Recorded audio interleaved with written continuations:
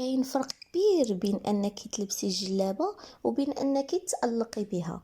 الجلابه المغربيه ماشي مجرد قطعه ثوب كنغطيو به الجسم ديالنا، هي لغه، هي تعبير على الرقي، النخوه والانوثه الهادئه. بزاف ديال السيدات كيغفلوا على تفاصيل صغيره هي اللي كتصنع الفرق بين اطلاله عاديه واطلاله ملكيه بامتياز. اليوم غادي نغوصوا مع بعضياتنا في عالم الأناقة المغربية، وغادي نعطيك أسرار غادية تخليك تباني هماوية ومتميزة في كل خطوة. تبعي معايا إلى نهاية الفيديو، وإذا عجبك الفيديو ما تنسيش ديري لايك وتشتركي في القناة، وشكرا ويلا نبداو.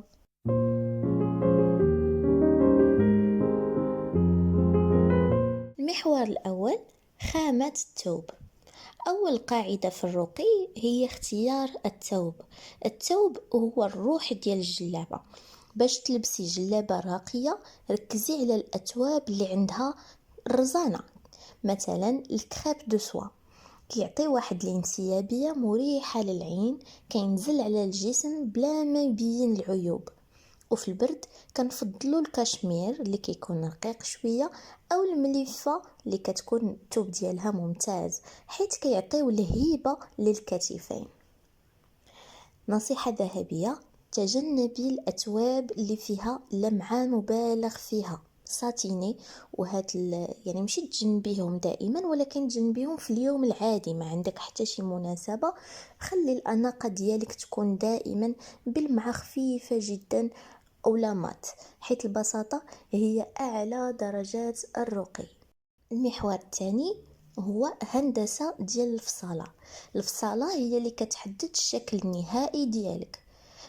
ناخدو الفصالة المخزنية، هي رمز الهمة، ولكن باش تكون أنيقة خاص الكتف يكون طايح بقياس مدروس، ما يكونش هابط تاني بزاف حتى تباني غارقة وسط الثوب.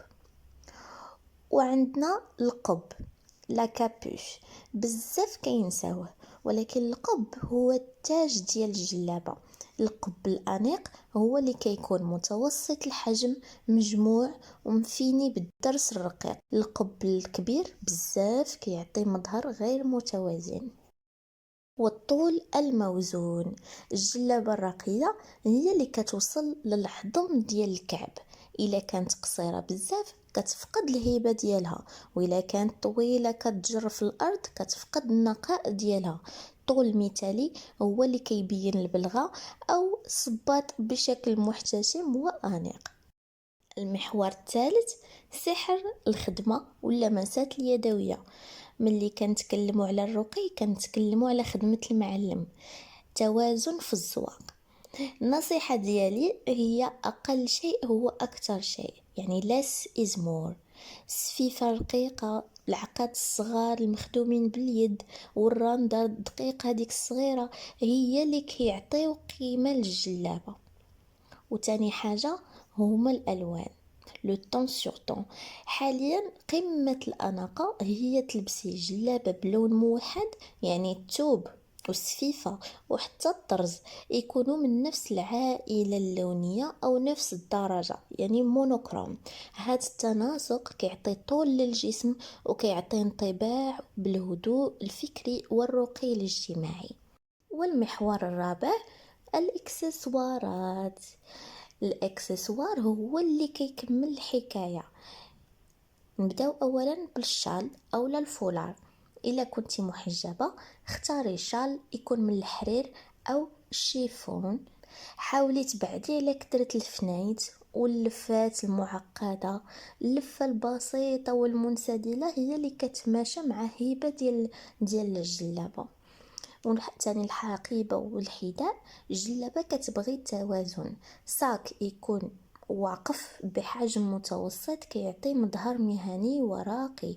وبالنسبه للصباط، البلغه العصريه سواء اللي ولات دابا بالطالون كتعطي انوثه طاغيه، اولا هادوك لي مول اللي ولاو دابا بشكل زوين عاوتاني ولاو واحد بحال لي موكاسا وهما على شكل بليغه كيجيو رائعين. كذلك لي زيسكاربون داك الكلاسيكي صراحه كيجيو زوينين بزاف، وحتى لي موكاسان كيجيو غزالين مع جلابات.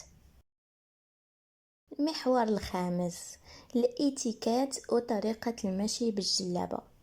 الأناقة ماشي غير لبس، هي حركة. الجلابة المغربية عندها مشية خاصة بها، لازم دائما الظهر يكون مستقيم، الأكتاف مرتاحين ولكن ماشي طايحين، والحركة خاص تكون هادئة وغير متسرعة. حتى الطريقة باش كتهزي الساك وباش كتجمعي الجلابة ملي كتجلسي خاصها تكون فيها واحد الأنوثة وواحد الأناقة، حيت الجلابة هي وقار، وحنا كنعطيوها هاد الوقار بطريقة تصرفنا. في الختام بغيت نفكرك بلي الجلابة هي مرآة لثقافتنا العريقة المغربية، وتألقك بها هو احتفاء بالأصل والجمال. الأناقة كتبدا دائما من الداخل، من ثقتك في راسك ومن اعتزازك بهويتك المغربية. كنتمنى هاد التفاصيل تكون انسبيراتكم باش تشوفي جلابتك القديمة بنظرة مختلفة.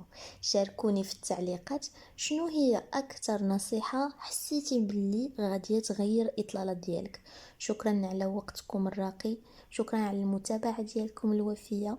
تهلاو لي فراسكم ونشوفكم في الفيديو الجاي. بسلامة.